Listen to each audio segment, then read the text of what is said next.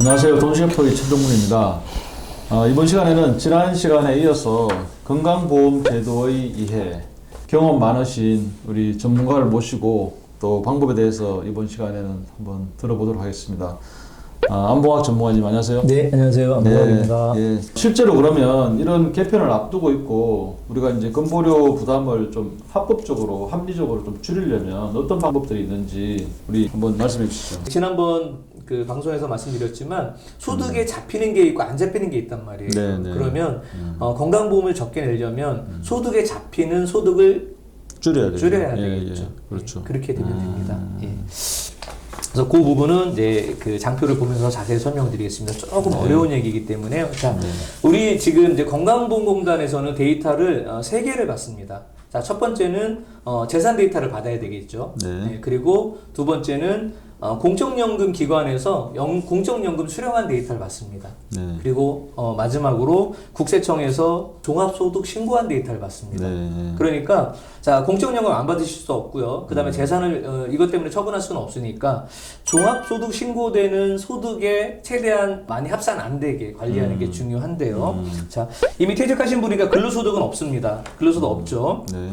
사업소득이라는 거는 부동산 임대소득은 100% 사업소득입니다. 네. 그리고 본인이 기타 어떤 뭐 추가적인 소득이 발생을 한다. 예를 들어서 이제 뭐 부업을 하면서 좀 돈을 수령하시는데 상대방이 3.3%를 공제하고 지급을 한다. 그러면 대부분 다 사업소득이라고 보시면 됩니다. 예. 사업소득은 보통 총소득의 3.3을 원천징수하거든요. 예, 지급하는 분이.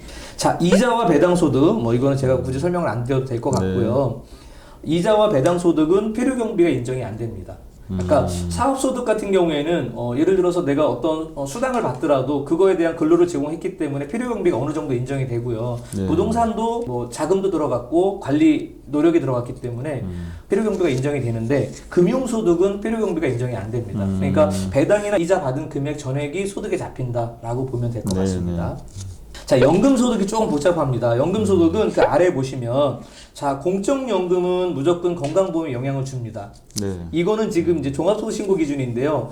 예를 들어서 은퇴하신 우리 선생님께서 국민연금만 수령하시고 다른 소득은 없어요. 그러면 종합소득 신고는 안 해도 됩니다. 왜냐하면 소득이 하나밖에 없으니까. 그런데 그분이 국민연금도 수령하시면서 월세를 50만 원 받는다. 그러면 소득이 2개니까 종합소득 신고 대상이신 거죠. 예, 그렇게 이해하시면 되고요. 사적연금은 연말정산 공제 받으려고 본인이 냈던 거 또는 그 연금에서 발생한 운용수익 예, 그거를 수령할 때는 1,200만 원이 넘는지를 봅니다. 그러니까 월 100만 원인 거죠. 월 100만 원이 넘어가면 종합소득 신고 대상. 월 100만 원이 넘지 않으면 분리과세니까 그냥 그걸로 세금 계산이 끝난다는 얘기예요. 네. 그래서 연금은 크게 이제 공적연금이냐 사적연금이냐에 따라서 종합소득 신고 대상인지 아닌지, 그 다음에 건보료에 영향을 주는지 안 주는지 판단이 되고요.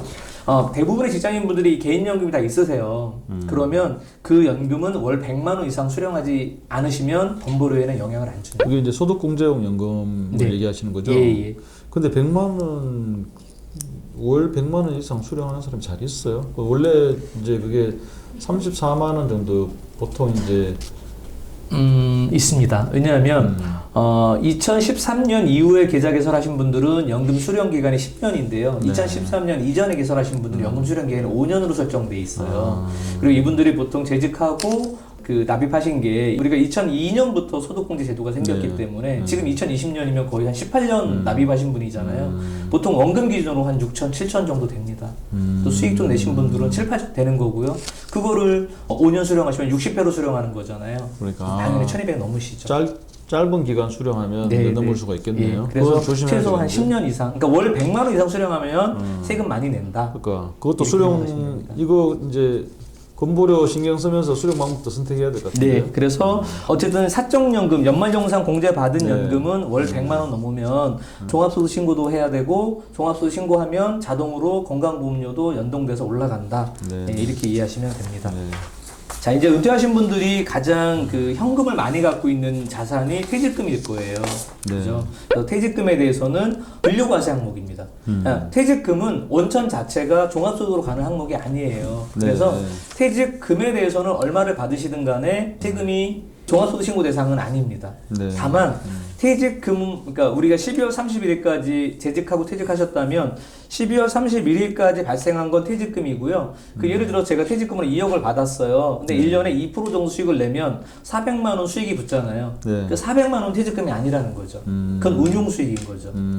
운용 수익을 연금으로 수령할 때는 종합소득 신고 대상 여부를 판단합니다. 네. 그러니까 퇴직금 원금에 대해서 종합과세로 안 간다는 거지. 연말정산 받은 거와 그 다음에 운용 수익에 대해서는 연간 1,200 넘는지 안 넘는지를 본다는 얘기예요. 네. 그래서 우리 이제 사적연금 또는 퇴직연금에서 조심하셔야 될 거는 퇴직금 원금을 많이 받으신 건 상관이 없는데 연말정산 공제 이미 받으신 거, 그 다음에 운용 수익에 대해서는 연간 1,200 넘게 받으시면 종합과세 대상이 된다. 이 부분만 주의하시면 됩니다. 네, 네. 그러면 이제 은퇴하신 분들, 퇴직하신 분들 입장에서는 국민연금 수령하기 전까지 퇴직금을 좀 많이 수령하시면 됩니다. 이거는 저 종합소득으로 안 가기 때문에 네. 예, 그렇게 하고 개인연금을 많이 수령하시게 되면 세금을 좀 많이 내야 됩니다. 자, 퇴직금은 이제 이 정도 말씀을 드리고요. 네. 자, 그러면 이제 아까 제가 어떤 말씀을 드렸냐면 종합소득 신고 안 가는 소득 굉장히 중요하다고 말씀드렸는데요. 2013년 이전에는요, 제가 현금 10억을 갖고 있어도 예를 들어서 전액 다 비과세 받을 수 있는 방법이 있었어요. 네. 그러다 보니까 이제 많은 자산가분들이 이 보험 상품을 활용하고 이러다면서 이제 좀 이게 형평성이 안 맞다. 그래서 2013년 2월 달에 목돈을 한 번에 넣는 걸 일시납이라고 그러거든요. 네. 요거는 2억 넘어가면 더 이상 비과세 안 해주겠다. 이렇게 제도가 바뀌었고요. 네, 네. 그러다 보니까 또 많은 자산가분들이 어떻게 이 절세를 했냐면 목돈이 있지만 5년 이상 납입을 하면 이걸 이제 월납으로 인정을 해줍니다. 네. 5년 이상 납입하는 보험, 그러니까 저 연금 형태로 가입을 많이 하셨던 거죠. 네, 네. 그래서 지금은 2017년 4월 1일 이후에 소득세법에서 어떻게 바뀌었냐면 목돈 한 번에 넣는 거는 1인당 1억까지 그리고 월적립으로 넣는 거, 월적립이라는 의미 안에는 5년 이상 저축을 해야 되는 겁니다. 네, 네. 5년 이상 납입하는 거에 대해서는 150만 원까지 비과세 해준다라고 명시가 돼 있고요.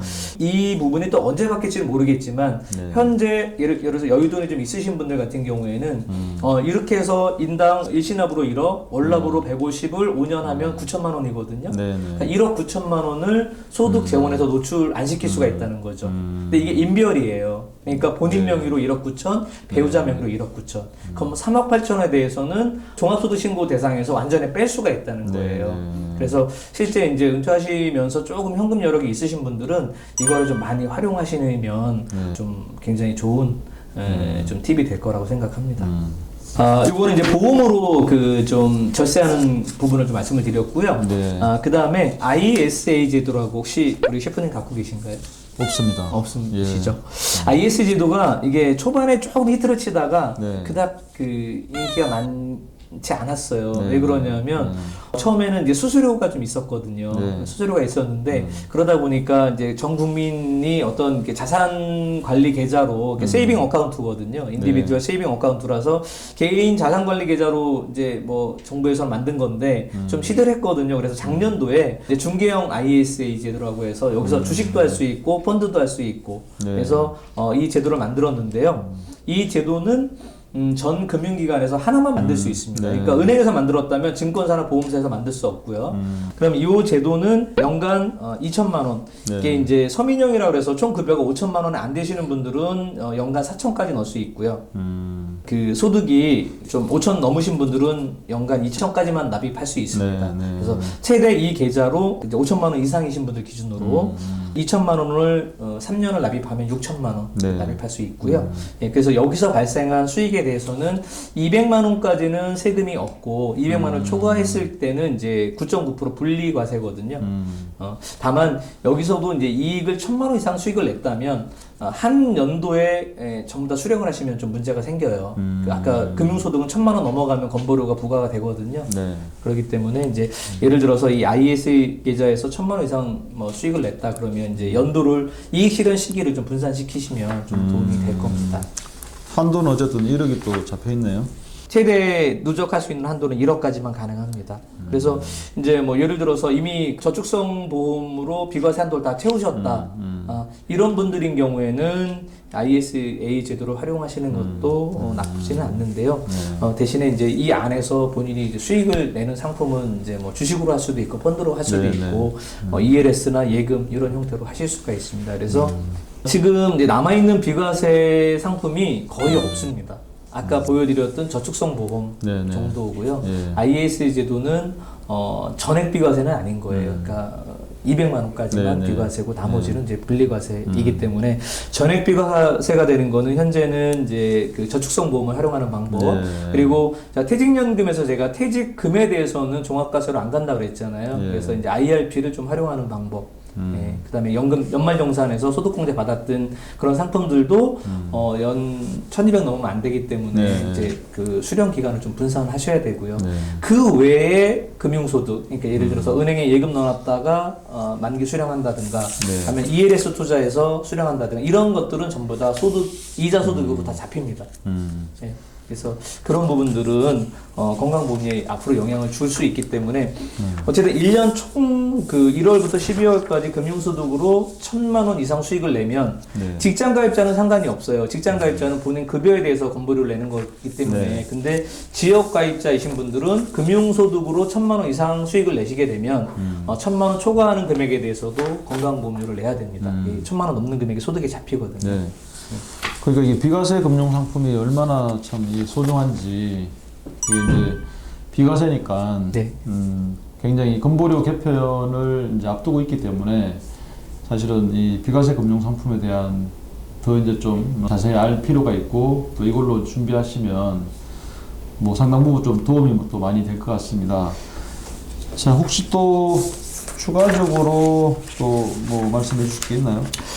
제가 이제 그 은퇴하신 분들을 이렇게 뵙다 보면 네. 건강보험에 대한 그 걱정들을 많이들 하세요, 실제로. 네, 네. 그런데 사실 이제 본인이 조금 노력을 하셔야 되고, 근데 이런 것들을 다 공부를 해서 이게 본인이 이제 그 절세 전략을 찾는 건 쉽지는 않으실 거예요. 네. 그래서 최근에 이제 유튜브도 많이 좀 나오고 하지만 어쨌든 이게 전체적으로 저희가 이제 좀 도움을 드릴 수 있는 부분이 이제 종합재무설계 영역이다 보니 네. 그래서 은퇴 설계와 이제 절세 전략은 좀 전문가한테 한번 좀 전공을 받으실 네. 걸 좀 추천을 드립니다. 네, 네, 네, 맞습니다. 반드시 전문가와 상담을 통해서 이제 내 상황이라 그러면 이제 어떻게 준비하는 게 가장 현명한지 미리 이제 또 은퇴를 앞두고 있는 분은 또 미리 또 사전에 준비하는 게 훨씬 네, 중요할 것 같습니다. 내가 뭐 2년, 3년 뒤에 이제 은퇴를 한다라고 했을 때 전문가 분들한테 그럼 어떤 식으로 준비하는 게 건보료도 또 이제 준비하는 게 좋을지 또 상의가 반드시 필요하다고 봅니다. 자, 오늘 우리 안봉환 전문가님 수고해 주셨습니다. 네, 고맙습니다. 네, 감사합니다. 네.